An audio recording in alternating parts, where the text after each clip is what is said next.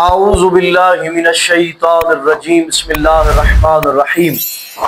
کیا خصی جانور کی قربانی کرنا شریعت مقدسہ میں جائز ہے یا جائز نہیں ہے؟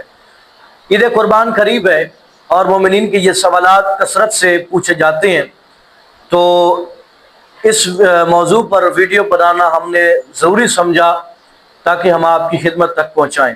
ہم 8-9 دنوں سے قربانی کے مسائل پر مختصر اور تفصیلی ویڈیو اپلوڈ کر رہے ہیں، لہٰذا ان مسائل کو بھی لازمی دیکھیں، وہ آپ کے لیے کافی فائدہ مند ہے۔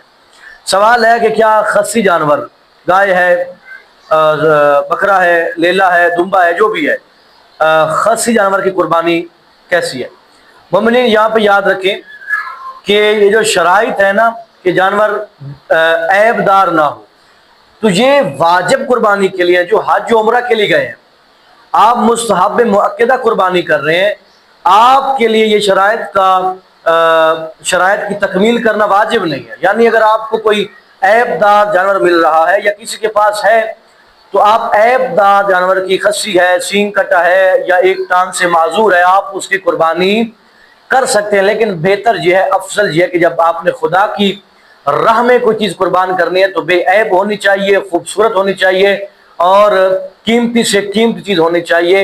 لیکن اگر کوئی خصی جانور کی قربانی کرے تو حرام نہیں ہے۔